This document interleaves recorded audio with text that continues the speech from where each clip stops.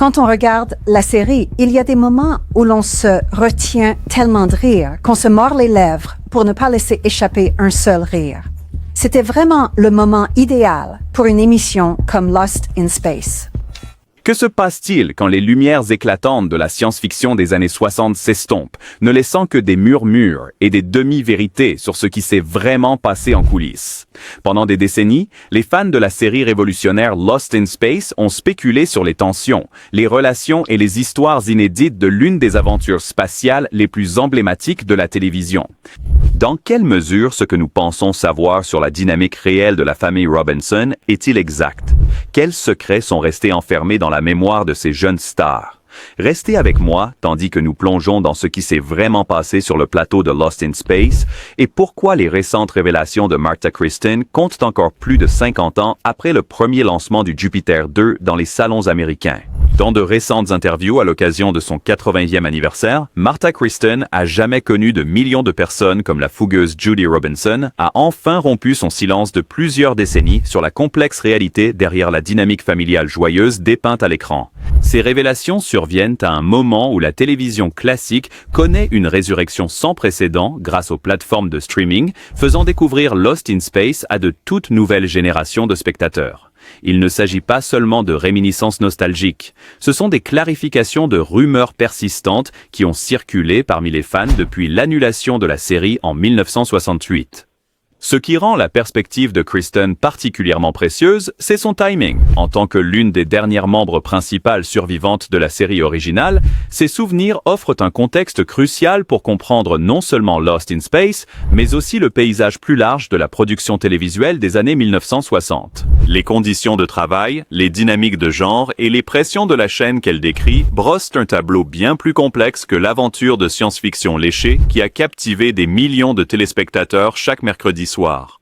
Pour les jeunes spectateurs qui découvrent la série grâce aux multiples options de streaming, les récits de Kristen font le lien entre les effets spéciaux charmants et rétro et les êtres humains bien réels qui ont donné vie à la famille Robinson.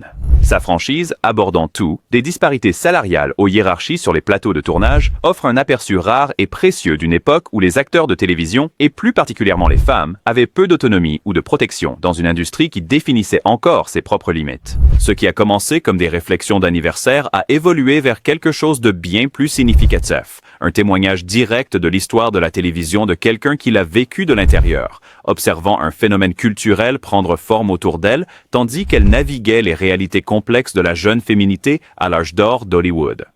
Bien avant qu'elle n'enfile la célèbre combinaison spatiale argentée de Judy Robinson, l'histoire de Marta Kristen a commencé loin des lumières scintillantes d'Hollywood. Née Birgit Ann Elise Russonen à Oslo, en Norvège, le 26 février 1945, ses toutes premières années furent profondément marquées par la turbulence et l'incertitude de l'Europe d'après-guerre. Orpheline dès son plus jeune âge, elle a été adoptée par un couple américain qui l'ont emmenée aux États-Unis et l'ont renommée Marta. Cette profonde transition d'orpheline de guerre européenne à enfant américaine ne serait que la première de nombreuses transformations dans une vie qui semblait destinée à des chemins extraordinaires. Dès son adolescence, les traits nordiques saisissants de Marta et sa présence naturelle devant les caméras avaient attiré l'attention des recruteurs de mannequins.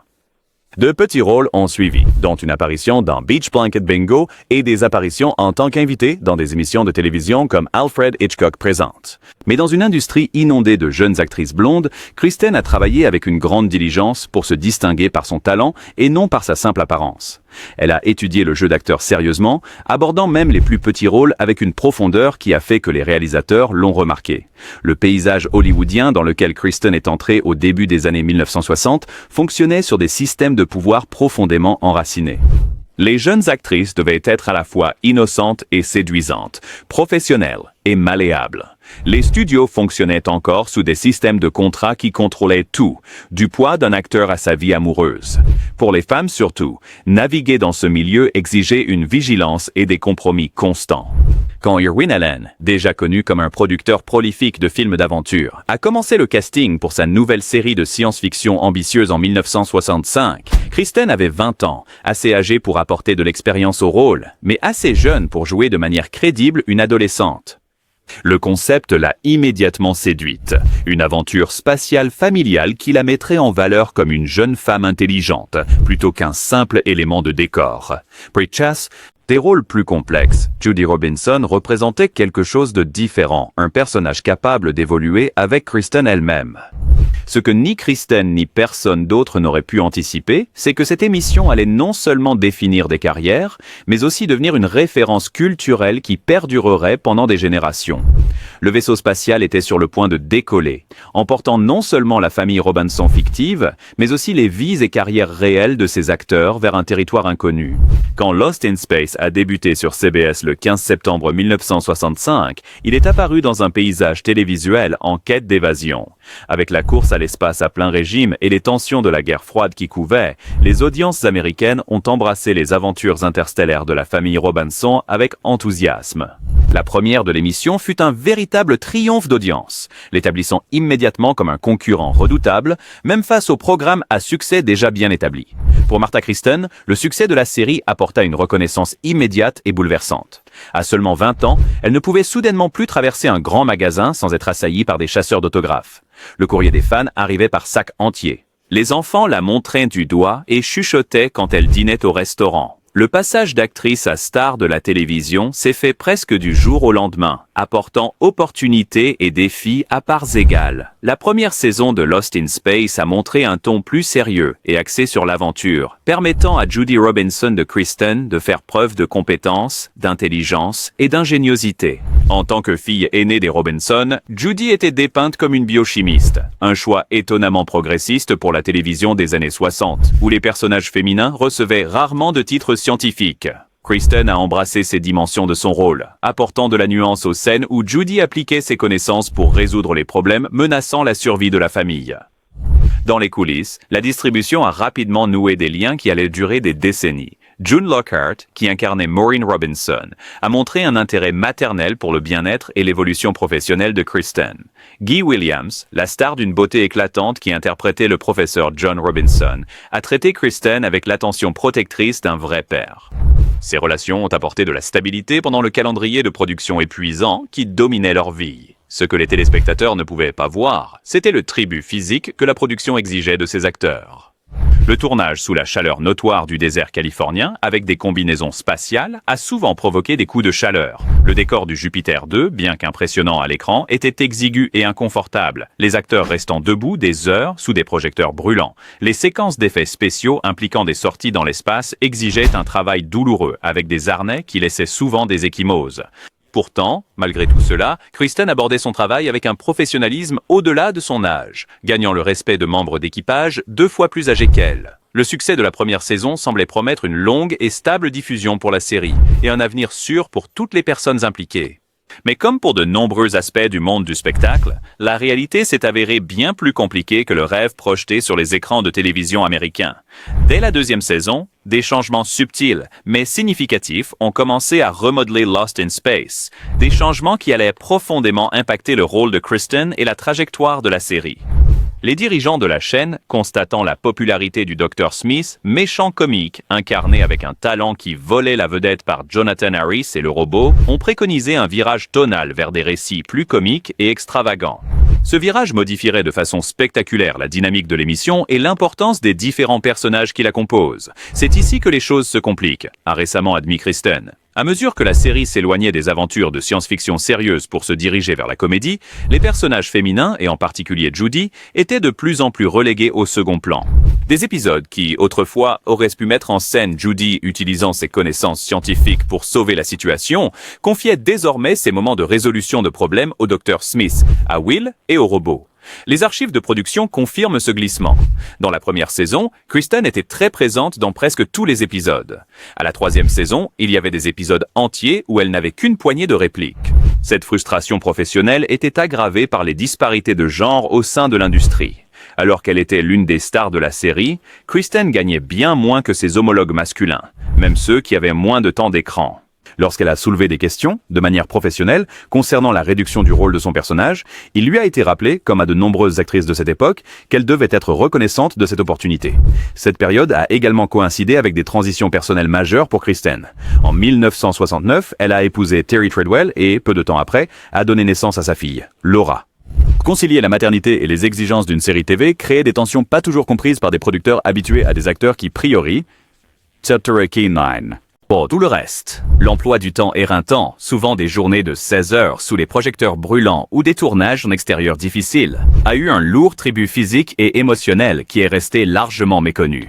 Pendant ce temps, les dynamiques en coulisses devenaient de plus en plus complexes. Jonathan Harris, par sa seule force de personnalité et son talent indéniable, s'était effectivement repositionné, passant d'un rôle secondaire à l'attraction principale du spectacle. Ses vols de vedettes magistraux et ses révisions constantes de scénarios, souvent effectuées sans approbation officielle, créèrent une atmosphère de compétition parmi la distribution.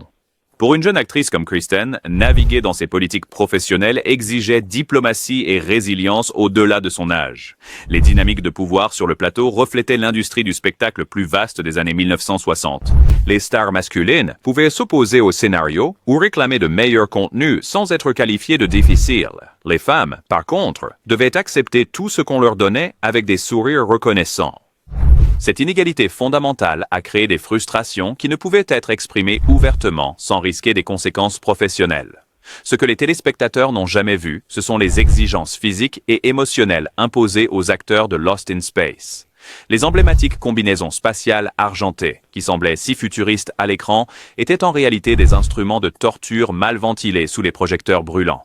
Kristen a récemment révélé que les acteurs sortaient souvent des scènes avec leurs sous-vêtements complètement trempés de sueur, pour être ensuite renvoyés à la hâte dans les costumes inconfortables après de courtes pauses. Les effets spéciaux de la production, révolutionnaires pour la télévision de l'époque, créaient leur propre danger. Les câbles utilisés pour les scènes de vol laissaient des ecchymoses que les maquilleurs couvraient avant les gros plans.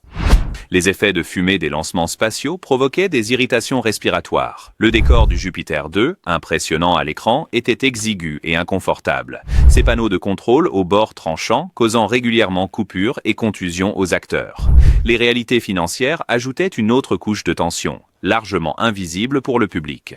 Malgré l'immense popularité de la série, elle a généré des millions rien qu'avec les produits dérivés. Les acteurs n'ont reçu aucun paiement résiduel pour les rediffusions, ni de pourcentage sur les licences de produits. C'était une pratique courante à cette époque, mais le contraste entre l'immense rentabilité de la série et la modeste rémunération des acteurs sont devenus de plus en plus difficiles à ignorer, d'autant plus que la série a connu un second souffle lors de sa rediffusion. Les dossiers judiciaires et les documents de production de l'époque révèlent les fortes disparités de rémunération. Guy Williams, en tant que vedette supposée, gagnait environ 3 fois ce que Kristen était payé par épisode, tandis que Jonathan Harris, initialement engagé comme acteur secondaire, a réussi à négocier des augmentations qui ont finalement dépassé même le salaire de Williams. Quand Kristen s'est renseignée professionnellement sur des ajustements de rémunération reflétant la popularité de son personnage, on lui a rappelé que les jeunes actrices séduisantes étaient remplaçables, une menace courante utilisée pour décourager les femmes de défendre leurs intérêts. Le plus difficile était peut-être les règles tacites de l'industrie concernant la conduite personnelle. Les actrices devaient maintenir des poids, des apparences et des images publiques spécifiques. Les publicistes des studios surveillaient de près leur vie publique et fréquenter la mauvaise personne pouvait avoir de sérieuses conséquences professionnelles. Pour Kristen, gérer sa vie amoureuse sous cette surveillance constante créait des pressions que les acteurs masculins, eux, ne rencontraient tout simplement pas. Ces facteurs de stress en coulisses coïncidaient avec des changements majeurs dans la vie personnelle de Kristen, notamment son mariage et la naissance de sa fille. Le peu d'aménagement du studio pour ses nouvelles responsabilités maternelles reflétait les attentes de l'époque selon lesquelles les femmes devaient gérer leurs obligations familiales sans que cela n'affecte leurs engagements professionnels de manière visible. 60 ans, jour pour jour après que Perdu dans l'espace a été diffusé pour la première fois dans les salons américains, Martha Kristen est assise devant un public lors de la célébration de l'anniversaire du musée de la science-fiction d'Hollywood. À 80 ans, sa beauté nordique demeure saisissante, bien qu'encadrée maintenant par d'élégants cheveux argentés. La foule, qui remplit la salle, boit ses paroles tandis qu'elle partage des réflexions tour à tour poignantes, humoristiques et étonnamment franches. Pendant des décennies, explique-t-elle, j'ai ressenti l'obligation de protéger l'héritage de l'émission en me concentrant uniquement sur les souvenirs positifs. Mais en tant que l'un des rares membres principaux du casting survivant, j'en suis venu à croire qu'il y a plus de valeur dans l'honnêteté. Les jeunes acteurs méritent de comprendre la véritable histoire de notre industrie, pas seulement la mythologie édulcorée. Cette nouvelle franchise a émergé progressivement au cours des dernières années, s'accélérant à mesure que Kristen atteignait sa 8e décennie. Dans une série d'interviews débutant fin 2024, elle a commencé à aborder les tensions longtemps murmurées sur le plateau, en particulier la dynamique complexe qui s'est développée à mesure que le Envers le Dr. Smith, Will Robinson et le robot, souvent au détriment d'autres personnages, y compris sa propre Judy Robinson, ce qui rend sa perspective particulièrement précieuse et son approche équilibrée. Tout en reconnaissant les frustrations liées à un temps d'écran réduit et aux disparités de genre courantes à la télévision des années 60, Kristen parle aussi avec une affection sincère de ses partenaires de jeu. Elle décrit Jonathan Harris non pas comme un méchant qui volait toutes les scènes, mais comme un professionnel consommé issu des traditions du vaudeville, qui comprenait simplement ce à quoi le public réagissait. Cette vision nuancée a permis aux fans de développer une compréhension plus approfondie du fonctionnement effectif de la télévision durant cette période charnière. Ces révélations ont coïncidé avec une réévaluation culturelle plus large de la télévision classique, notamment concernant la représentation des genres et les conditions de travail. Les jeunes téléspectateurs découvrant Lost in Space en streaming sont souvent surpris de voir comment Judy Robinson, présentée comme biochimiste, s'est progressivement transformée en un personnage dont la fonction principale était d'exprimer la peur ou l'inquiétude pendant que les hommes résolvaient les problèmes. Le témoignage de Kristen offre un contexte crucial pour comprendre cette évolution comme un produit des décisions du réseau plutôt que d'une nécessité créative. Plus important encore, Kristen a finalement abordé les tensions longtemps murmurées entre Guy Williams et Jonathan Harris, confirmant que si des frustrations professionnelles existaient à mesure que l'orientation de la série changeait, les histoires souvent répétées d'animosité amère ont été grandement exagérées au fil des décennies de spéculation des fans. Sa mise au point de première main a permis de corriger un récit qui avait injustement altéré la perception de l'héritage des deux acteurs. Ces révélations n'ont pas entamé l'enthousiasme des fans pour Lost in Space. Bien au contraire. En humanisant le processus de production et les personnes derrière les personnages adorés, Kristen a renforcé la reconnaissance pour ce que la distribution a accompli dans des circonstances difficiles. La popularité durable de la série à travers les générations témoigne de leur talent collectif et de leur professionnalisme. Ce qui est souvent oublié dans les discussions sur Lost in Space, c'est le parcours personnel remarquable de Martha Kristen elle-même. D'orpheline de guerre à icône de la télévision, c'est une transformation que peu auraient pu gérer avec une telle grâce. Tout au long de sa vie, Kristen a fait preuve d'une résilience qui reflète les meilleures qualités de Judy Robinson. Après la fin de Lost in Space en 1968, Kristen a été confrontée aux défis que rencontrent de nombreux acteurs étroitement associés à des rôles emblématiques, le stéréotype. Malgré son talent évident, les directeurs de casting peinaient à voir au-delà de Judy Robinson. Plutôt que de s'aigrir face à ses limites, Kristen a abordé cette période avec son pragmatisme habituel. Elle s'est concentrée sur l'éducation de sa fille, tout en acceptant sélectivement des rôles qui l'intéressaient, quelle que soit leur importance ou leur visibilité. Ses amis et collègues de cette période décrivent le remarquable enracinement de Kristen. Contrairement à beaucoup d'anciennes stars enfants, elle a gardé une perspective sur la nature éphémère de la célébrité. Elle a investi financièrement et émotionnellement dans des choix de vie durables plutôt que de courir après une célébrité continue. Cette sagesse, inhabituelle à Hollywood à l'époque comme aujourd'hui, lui a permis de construire une vie épanouissante en dehors des feux de la rampe, tandis que de nombreux pères luttaient avec la transition. Particulièrement remarquable était le dévouement de Kristen aux causes environnementales, bien avant que ce plaidoyer ne devienne à la mode à Hollywood. Inspirée en partie par les thèmes de la gestion planétaire de Perdu dans l'espace, elle s'est impliquée dans les premiers mouvements écologistes des années 1970. Cet engagement est resté constant tout au long de sa vie, Kristen ayant prêté son nom et son temps à de nombreuses initiatives environnementales au fil des décennies. Son approche de la maternité a également défié les conventions d'Hollywood. Plutôt que de traiter sa fille comme un simple accessoire à exhiber à des moments opportuns, Kristen a bâti ses choix professionnels autour des besoins de sa famille. Lorsqu'on lui proposait des rôles qui exigeraient de longues absences, elle refusait souvent, privilégiant la stabilité à une potentielle avancée de carrière. Cette position de principe n'a pas toujours été comprise dans les milieux de l'industrie, mais elle reflétait un système de valeurs qui l'a très bien servi sur le long terme. Le plus remarquable a peut-être été la relation de Kristen avec la série Lost in Space elle-même. Contrairement à certains acteurs qui en viennent à en vouloir d'être associés à un seul rôle, elle a fait de Judy Robinson une partie importante de son héritage. Aux conventions et lors des événements de fans, elle interagit sincèrement avec plusieurs générations de spectateurs, écoutant leurs récits sur l'impact de la série avec un intérêt véritable. Cette générosité d'esprit contraste fortement avec l'amertume qui caractérise parfois les relations des acteurs avec leurs rôles les plus célèbres, tout au long des défis inévitables de la vie, y compris sa Et plus tard, problème de santé. Kristen a fait preuve de la même ingéniosité qui caractérisait les meilleurs moments de Judy Robinson. Ses amis la décrivent comme quelqu'un qui affronte les difficultés directement, sans mélodrame ni apitoiement, une qualité qui lui a valu un profond respect parmi ceux qui la connaissent personnellement. Alors que 2025 se déroule, Lost in Space occupe une position unique dans l'histoire de la télévision. La série originale, malgré ses effets spéciaux parfois datés, continue d'attirer de nouveaux spectateurs via les plateformes de streaming. Le reboot de Netflix, lancé en 2018, a fait découvrir le concept de la famille Robinson à une autre génération. À travers ces évolutions, Martha Kristen est restée une ambassadrice éloquente de l'incarnation originale de la franchise.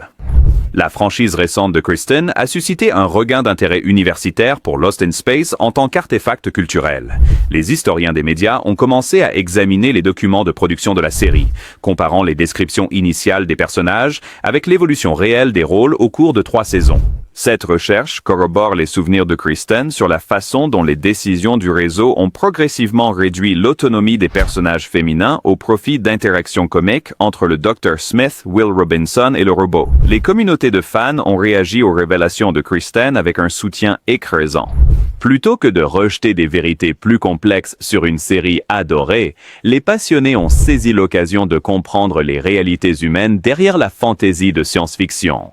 La fréquentation des conventions a même augmenté suite aux interviews plus franches de Kristen, suggérant qu'un lien authentique résonne plus puissamment qu'une mythologie soignée. Pour l'industrie du divertissement elle-même, la volonté de Kristen d'aborder les inégalités de genre et les rapports de force de la télévision des années 60 a contribué à d'importantes conversations sur les progrès et les manques d'Hollywood. De jeunes actrices ont cité son exemple en plaidant pour un traitement plus équitable et une contribution créative. Cette influence représente une extension significative de l'héritage de Kristen au-delà de son travail d'actrice.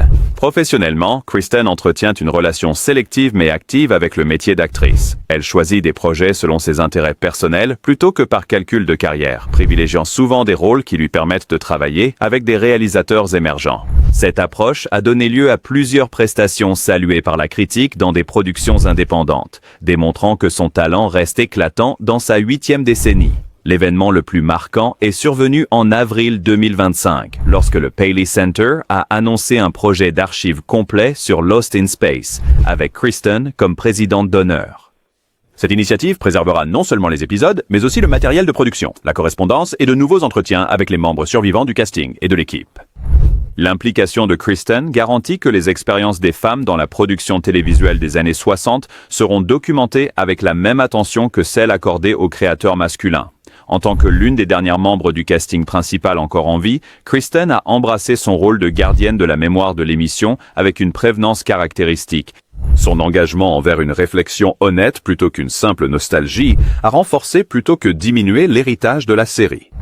En reconnaissant à la fois la magie créée à l'écran et les défis très humains qui la sous-tendaient, elle a renforcé l'appréciation de ce que Lost in Space a réalisé. L'histoire de Martha Kristen et de Lost in Space dépasse finalement le cadre de la simple histoire du divertissement. Elle aborde des thèmes plus larges de résilience, d'intégrité et du courage de réévaluer le passé avec honnêteté plutôt qu'avec une nostalgie défensive. Dans une industrie souvent critiquée pour sa superficialité, le parcours de Kristen incarne la profondeur et une évolution authentique. Pour les femmes à Hollywood, la volonté de Kristen de s'exprimer enfin sur les disparités de genre qu'elle a vécues offre un contexte historique essentiel aux luttes actuelles pour l'égalité. En documentant comment des décisions structurelles ont progressivement réduit Judy Robinson de scientifique à hurleuse, elle illustre des schémas qui continuent d'affecter les personnages féminins et les actrices aujourd'hui. Cette perspective ne diminue pas le plaisir de la série originale, mais enrichit plutôt la compréhension des conditions dans lesquelles elle a été créée. Pour les acteurs de tout genre, la relation équilibrée de Kristen avec la célébrité offre une leçon magistrale de longévité professionnelle. Sa capacité à valoriser son rôle iconique sans en être limitée, à apprécier l'enthousiasme des fans sans devenir dépendante de la validation externe, démontre une sagesse émotionnelle qui a échappé à beaucoup ayant connu un succès précoce similaire. Cet exemple semble particulièrement pertinent à l'ère des réseaux sociaux, où les frontières entre personnalité publique et vie privée s'estompent de plus en plus. Mais le plus important, l'évolution de Kristen, de Prot. La mythologie et l'acceptation de vérités complexes reflètent des changements culturels plus larges dans notre rapport à notre passé collectif. Ni aveuglément nostalgique, ni cyniquement dédaigneuse, son approche permet une véritable appréciation, tout en reconnaissant honnêtement les éléments problématiques. Cette perspective équilibrée permet à plusieurs générations de s'engager de manière significative avec des repères culturels communs malgré l'évolution des normes sociales. Au final, le plus remarquable chez Martha Kristen n'est pas d'avoir incarné Judy Robinson, mais comment elle a passé les décennies à bâtir une vie de sens, à préserver son intégrité artistique et à trouver le courage de dire sa vérité avec gentillesse plutôt qu'amertume.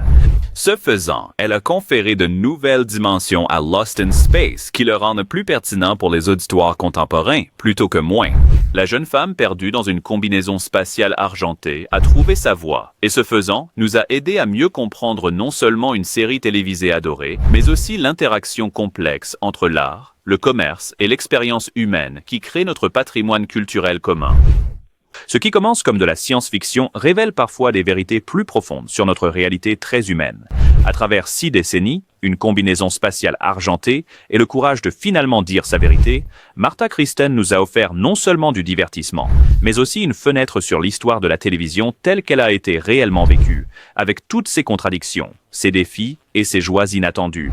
Si vous avez apprécié ce regard plus approfondi sur la vraie histoire de Lost in Space, veuillez envisager de vous abonner à Golden Age Classics pour plus d'exploration des vérités fascinantes derrière vos films et séries télévisées préférées. Cliquez sur le bouton J'aime si vous souhaitez voir plus de conversations avec les acteurs qui ont façonné notre paysage culturel et partagez cette vidéo avec d'autres fans qui se sont demandé ce qui s'est vraiment passé quand les caméras ont cessé de tourner. D'ici la prochaine fois, continuez à regarder les étoiles et les histoires très humaines qui se cachent derrière elles.